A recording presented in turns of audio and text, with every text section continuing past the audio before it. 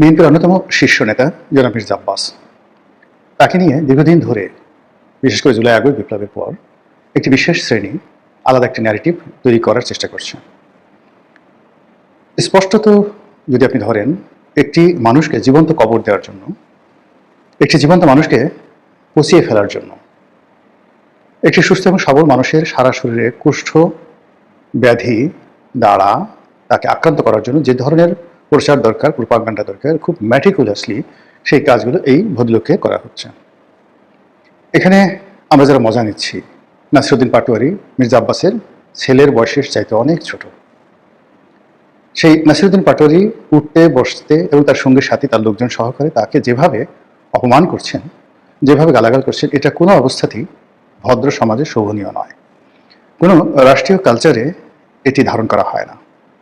যে দেশে বিচার ব্যবস্থা আছে, যে দেশে সভ্য সমাজের সামাজিকতা আছে, যে দেশে মানুষের বিবেক আছে, বোধ আছে, সেখানে একজন প্রবীণ রাজনীতিবিদকে প্রকাশ্যে উঠতে বসতে অহরহ এভাবে যেভাবে মির্জা আব্বাসকে পচানো হচ্ছে, এটা সমর্থনযোগ্য নয়। এটির সামাজিক প্রতিরোধ দরকার, এটির রাষ্ট্রীয় প্রতিরোধ নয়, রাষ্ট্রীয় বিচার দরকার। এবং এই ধরনের ঘটনা আমাদের সমাজে যেন পুনরায় না ঘটে, এই ব্যাপারে সকলের সচেতন হওয়া দরকার। ব্যক্তি মির্জা আব্বাসের বিরুদ্ধে অভিযোগ অনেকে থাকতে পারে, যা যা বলা হচ্ছে সেটা সত্য হতে পারে। তার জন্য আইন আছে, আদালত আছে, বিচার আছে, তথ্য আছে, প্রমাণ আছে। কেউ যদি চাঁদাবাজি করে, কেউ যদি ধর্ষণ করে, কেউ যদি অন্যায় করে, এমনকি আরও জঘন্য অপরাধ করে, প্রচলিত অর্থে আপনি কোনো অবস্থাতেই তার বিরুদ্ধে সামাজিক মত তৈরি করতে পারেন না। মাইক লাগিয়ে প্রকাশ্যে তার ব্যক্তিগত জীবন তছনছ করে দিতে পারেন না। যখন আপনি এই কাজ করেন, ইট মিনস রাষ্ট্রীয় বিচার নেই।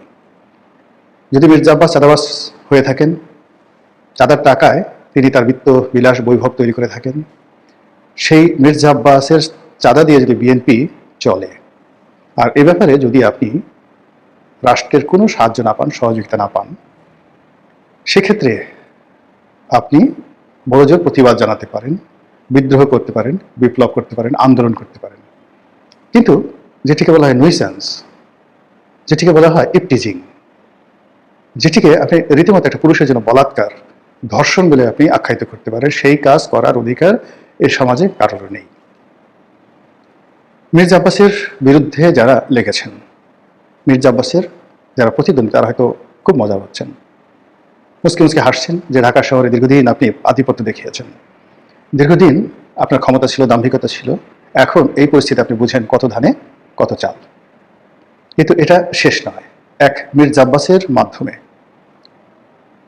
বিএনপিকে হেয় করা হচ্ছে, এক মির্জা আব্বাসের মাধ্যমে পুরো বিএনপি রাজনীতিকে ধ্বংস করা হচ্ছে। মির্জা আব্বাসকে পুষিয়ে দেওয়ার মাধ্যমে তারেক জিয়াকে টার্গেট করা হচ্ছে, তারেক রহমান সাহেবের পরিবারকে টার্গেট করা হচ্ছে। যারা মির্জা আব্বাসকে চাঁদাবাজ বলে গালি দিচ্ছে, তাদেরই আরেকটি অংশ বা অপরপক্ষ। তারা কি তারেক রহমান সাহেবকে গালাগাল দেয়নি? তারা কি সালাউদ্দিন সাহেবকে গালাগাল দেয়নি? তারা কি তারেক রহমান সাহেবের পরিবার পরিজন নিয়ে বাজে কথা বলেননি? এ সমাজ এভাবে চলতে পারে না। বোঝার চেষ্টা করুন, গণপ্রজাতন্ত্রী বাংলাদেশ সরকার চালাচ্ছে বিএনপি। সেই বিএনপির একজন মন্ত্রী পদমর্যাদার ব্যক্তি, 50 বছরের অধিক সময় ধরে তিনি রাজনীতি নিয়ন্ত্রণ করেন ঢাকা শহরে। বহুবার মন্ত্রী হয়েছেন, এমপি হয়েছেন, মেয়র হয়েছেন। তার এই জীবন সাহানে এসে তাকে যেভাবে পচানো হচ্ছে, আমি মনে করি বিএনপির অনেক কিছু করণীয় আছে।